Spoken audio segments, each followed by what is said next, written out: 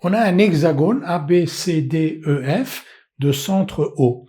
Alors un hexagone, comme vous le savez, est constitué de 6 triangles équilatéraux que vous voyez là, et donc toutes les distances qui sont indiquées, qui sont tracées, sont égales. AB égale OB égale OA égale OE égale OD égale ED, etc. Donc on a des triangles équilatéraux, ce qui veut dire que l'on a aussi des parallélogrammes, de nombreux parallélogrammes qui sont inscrits dans cet hexagone. Par exemple, AOCB, BCDO, ODEF, etc.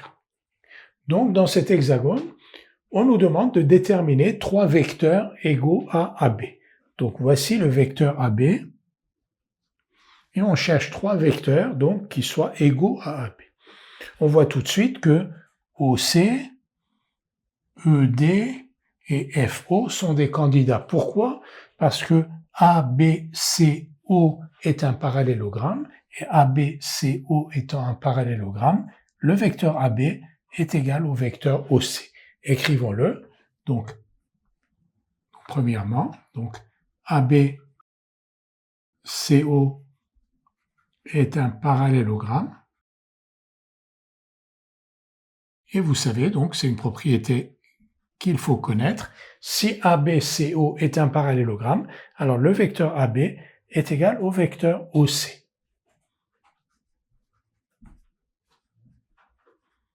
Donc on a déjà un vecteur égal à AB. Et on continue. OCDE est un parallélogramme.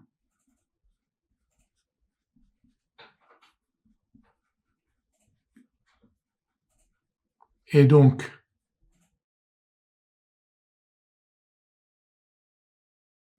OC est égal à ED. Et on aurait pu considérer aussi ABOF, qui est un parallélogramme. ABOF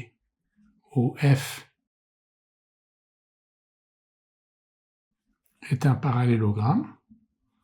Et donc, si on considère donc ABOF qui est un parallélogramme, AB est égal à FO.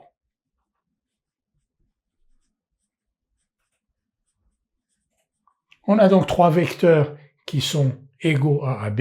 Donc les vecteurs, on va les nommer. Donc OC,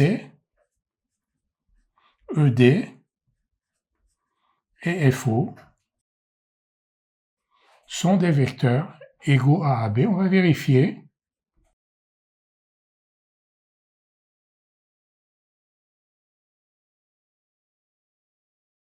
Donc commençons par le premier, ED, que l'on a marqué là. Donc le voici. ED est bien égal à AB. On le voit visuellement. La droite AB est parallèle à la droite ED. La longueur AB est égale à la longueur ED. Et le sens de AAB est le même que le sens de EAD. Donc ED, oui. OC, idem. Et FO, oui, FO, vous voyez, la direction, la droite FO est parallèle à la droite AB. On dit que le vecteur AB a la même direction que le vecteur FO. La longueur AB est égale à la longueur FO. Et le sens de AB, de A vers B, est le même que le sens de F vers O. Donc on a bien les 3 vecteurs OC, ED et FO qui sont des vecteurs égaux à AB.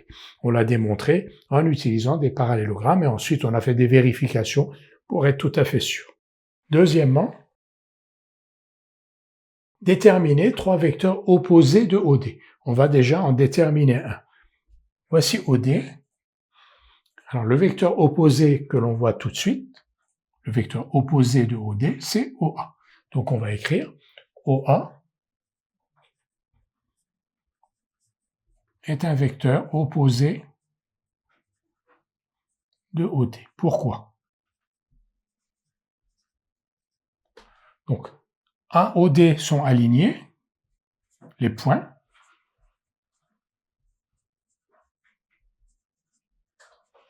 Donc OA et OD ont même direction. c'est-à-dire que la droite AO est la même que la droite OD. Donc, sont alignés. Donc, OA et OD ont la même direction. La longueur de OA est égale à la longueur de OD.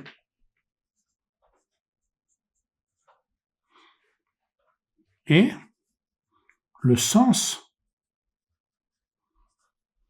de OA est opposé au A, le sens de O vers A est opposé au sens de O vers D. Donc, et le sens de OA est opposé à celui de OD. Donc, OA est un vecteur opposé de OD. Maintenant, tous les vecteurs qui sont égaux à OA vont aussi être opposés de OD. Et maintenant, on va donc chercher, on cherche deux vecteurs, puisqu'on en veut trois en tout, on cherche deux vecteurs égaux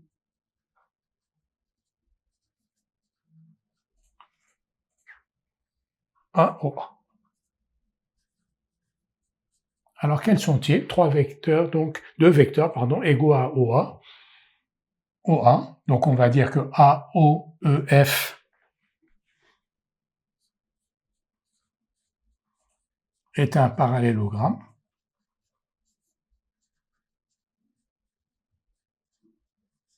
Et donc, si AOEF est un parallélogramme, donc OA égale EF. OA égale EF. De même,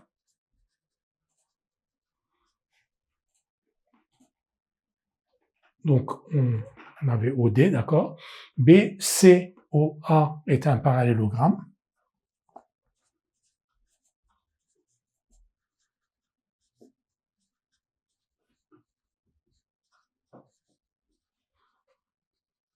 Et donc, si BCOA est un parallélogramme, CB égale OA.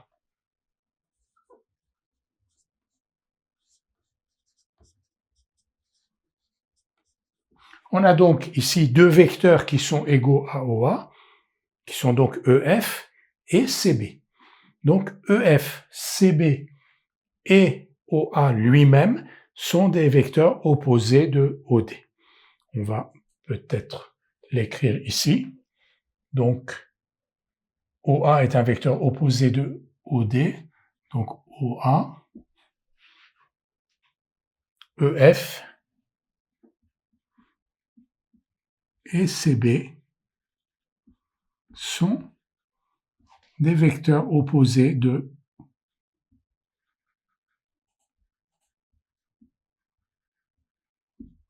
OD. On va le revérifier sur le schéma. Donc, voici OD, voici OA qui est opposé de OD, EF est opposé de OD et CB est opposé de OD. Prenons le cas de CB. La droite CB est parallèle à la droite OD, donc CB et OD ont même direction. Le sens CB est opposé au sens OD et la longueur de CB est égale à la longueur de OD, donc CB est bien opposé de OD.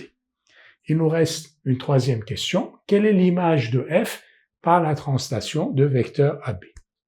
Quelle est l'image de F par la translation de vecteur AB? Alors on remarque que ABOF est un parallélogramme.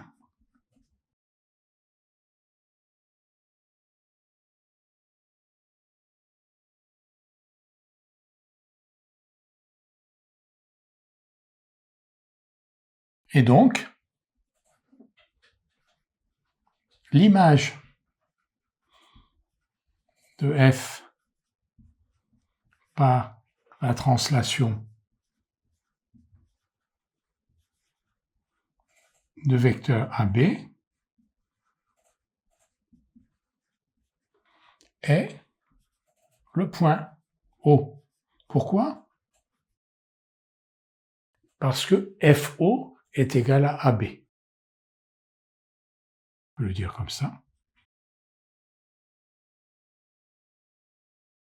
Et donc que l'image de f par la translation de vecteur AB est la même que l'image de f par la translation de vecteur FO, et l'image de f par la translation de vecteur FO est égale à O.